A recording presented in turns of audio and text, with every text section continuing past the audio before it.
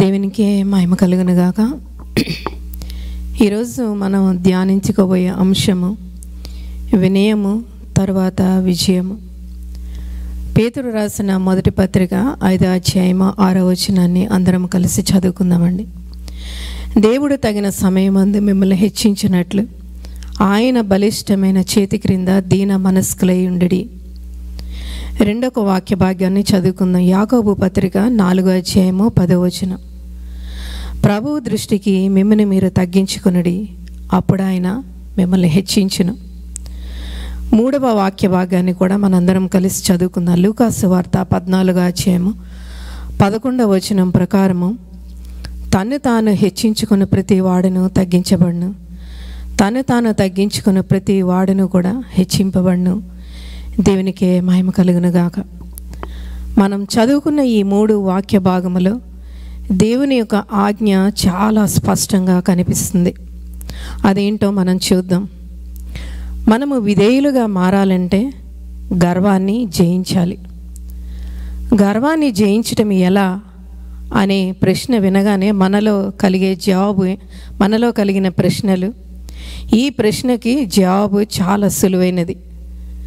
గర్వాన్ని జయించాలంటే 2 పనులను మనం చేయాలి.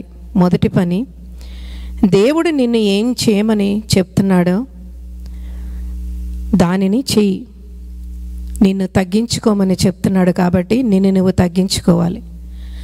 రెండవ పని ఏంటంటే, దేవుడు ఏం చేస్తానని చెప్పాడో దానిని ఆయన తప్పగా చేస్తాడని విశ్వసించు.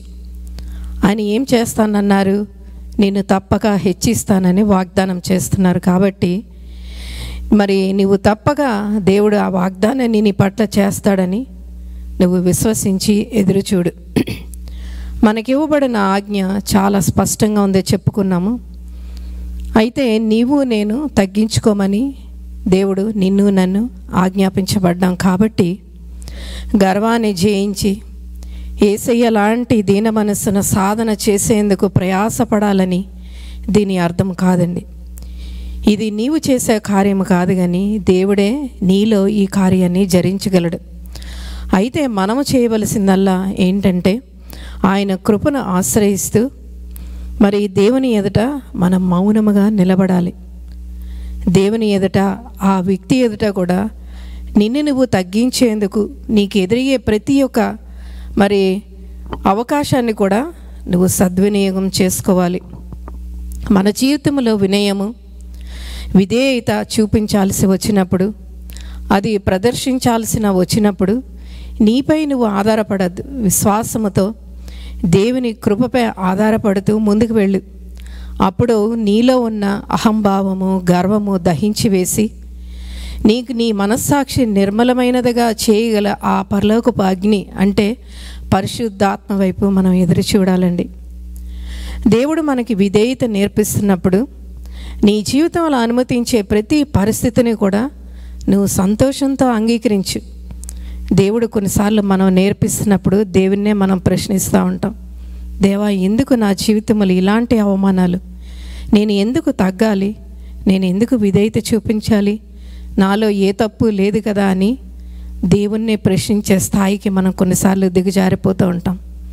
కానీ దేవుడు నీ జీవితంలో ఈ యొక్క విధేయతను నేర్పిస్తున్నప్పుడు నువ్వు దేవునికి లోబడి ఆయన నీ ఎదురుగా పెట్టే ప్రతి పరిస్థితిని కూడా నువ్వు సంతోషంతోనే అంగీకరించాలి. కొన్నిసార్లు దేవుడు విధేయతను నేర్పిస్తున్నప్పుడు నీ స్నేహితుల ద్వారా నేర్పిస్తాడు, నీ బంధువుల ద్వారా, నీ తోటి వారి ద్వారా, నీ ఇంటి ద్వారా, చివరికి శత్రువు ద్వారా కూడా నీకు అనేక విషయాలను నేర్పిస్తూ ఆ యొక్క విధేయతను నేర్పిస్తూ ఉంటాడు. దేవుడు ఆ విధేయతను నీ జీవితంలో నేర్పిస్తున్నప్పుడు దేవుని ఎదుట విధేయత చూపించటమే నీ ప్రధాన లక్ష్యమై ఉన్నదని నువ్వు గుర్తుపెట్టుకోవాలి. అప్పుడే నీ విజయానికి రహస్యము, నీ ఆశీర్వాదానికి ఒక మూలమని మనం గుర్తుపెట్టుకోవాలండి. మనం ఇప్పుడే చదువుకున్న లూకాసు వార్త మరి 14వ అధ్యాయం 11 ప్రకారం చూస్తే, తను తాను హెచ్చించుకున్న ప్రతి వాడును తగ్గించబడను, తను తాను తగ్గించుకున్న ప్రతి వాడును కూడా హెచ్చింపబడిన అనే వాగ్దానాన్ని మరొకసారి నేను గుర్తు చేస్తున్నాను. దేవుడు నిన్ను ఒకే ఒక్క కోరికని ఒకే ఒక కోరిక తీర్చమని, ఆ కార్యాన్ని నెరవేర్చమని అడుగుతున్నాడు. అతడు తాను వాగ్దానం చేసిన తన కార్యాన్ని కూడా నీ పట్ల ఆయన తప్పకుండా నెరవేరుస్తాడండి. దేవుడు అడిగిన ఆ కార్యాన్ని నెరవేర్చేందుకు నీకు దేవుడు మరింత కృపను అనుగ్రహిస్తూ ఉంటాడు. అధికమైన కృపను అనుగ్రహిస్తూ నీకు సహాయం చేస్తూనే ఉంటాడు. అయితే దేవుడు ఒక క్రైస్తవుని పట్ల, దేవుని బిడ్డల పట్ల, ఒక వ్యక్తి పట్ల, ఒక మనిషి పట్ల దేవుని కార్యాలు 2 దశలలో ఎప్పుడు జరుగుతూ ఉంటుంది. మొదటి దశ ఏంటంటే, మనిషి తన ఆజ్ఞలను నెరవేర్చేందుకు దేవుడు సమయం ఇస్తాడు. అంతేకాకుండా దేవుడు మనిషి పట్ల తన వాగ్దానం నెరవేర్చేందుకు కూడా సమయాన్ని తీసుకుంటాడు. ఈ మొదటి దశలో ఆ యొక్క వ్యక్తి ఏం చేస్తాడంటే, ప్రయత్నాలు చేస్తూనే ఉంటాడు. అసమర్థత ఎదురవుతూ ఉంటుంది. వైఫల్యాలు, కొన్నిసార్లు విజయాలు ఎదురవుతూ ఉంటాయి. కొన్నిసార్లు పాపము మరియు పరిశుద్ధత ఇలాంటి మిశ్రమ అనుభవాలు గుండా ఆ వ్యక్తి వెళుతూ ఉంటాడు. దేవుడు నడిపిస్తూ ఉంటాడు. అలా మిశ్రమ అనుభవాలు గుండా వెళుతున్న ఆ వ్యక్తిని దేవుడు ఉన్నతమైన స్థితికి చేరుకోవాలని, ఒక శిక్షణ, ఒక క్రమశిక్షణ అనుభవాలని మనం జ్ఞాపకం చేసుకోవాలండి. ఇక 2వ దశను మనం గమనించినట్లయితే, దేవుని యొక్క వాగ్దానపు నెరవేర్పు సమయము ఆసన్నమవుతుంది. ఆ సమయం వస్తుంది. ఈ దశలో విశ్వాసముతో దేవుని యొక్క వాగ్దానాన్ని స్వతంత్రించుకుంటాం. అంతవరకు కూడా ఆ వ్యక్తి ఏ విషయాల్లో వైఫల్యము చెందుతూ వస్తున్నాడో ఆ విషయాలలో ఆ వ్యక్తి విజయం సాధించడం ప్రారంభమవుతుంది. వేటినైతే సాధించేందుకు అతడు ఇంతవరకు ప్రయాసపడుతూ ఉన్నాడో వాటిని అతడు సులభంగాను అవలీలనగాను సాధించగలడం ప్రారంభిస్తాడు. చివరికి ఆత్మీయంగా ఆనందపు అంచుల శిఖరాలని చేరుకోగలుగుతాడు. ఈ 2 దశలు కూడా ప్రతి ఒక్క జీవితంలో, క్రైస్తవుని జీవితంలో జరిగే వాస్తవాలండి. మనం గమనించాలి. ఇప్పటి వరకు మనం విన్న వాక్య భాగాన్ని అన్నీ మనం గమనించాము, విన్నాము.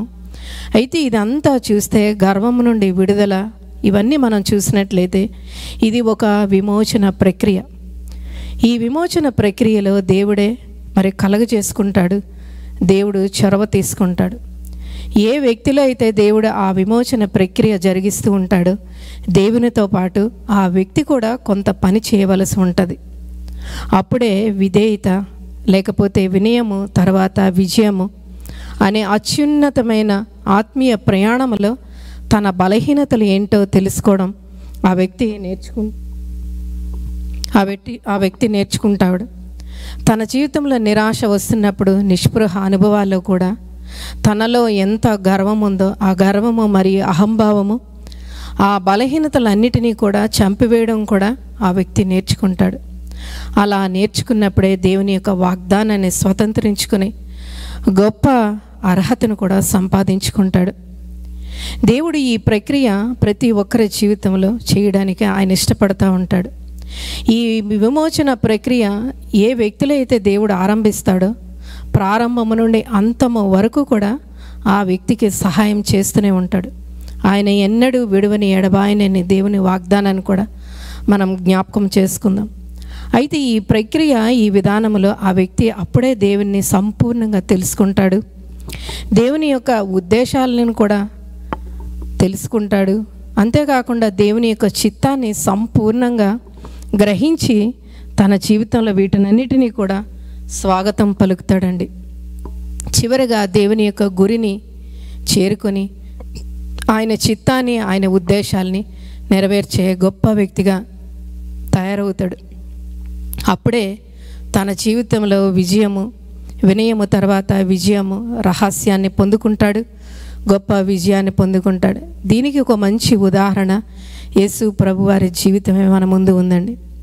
తండ్రి చిత్తాన్ని నెరవేర్చడానికి, ఆయన ఉద్దేశాలన్నీ నెరవేర్చడానికి ఆ పరలోకముని విడిచిపెట్టి ఈ లోకానికి దీనినిగా వినయ మనస్సుతో, నిష్కలంకమైన మనస్సుతో, ఏ పాపము లేని గొప్ప తండ్రిగా శిలువ మరణము పొందేంత వరకు కూడా విధేయుడిగా మన కోసము భరించి రక్షణ కార్యము మన జీవితంలో జరిగించి 3వ దినాన చనిపోయి 3వ దినాన మృత్యుంజయుడిగా మరి విజయముతో ఆరోహణమైన దేవాది దేవుని మనం ఎన్నోసార్లు ధ్యానించుకున్నాం.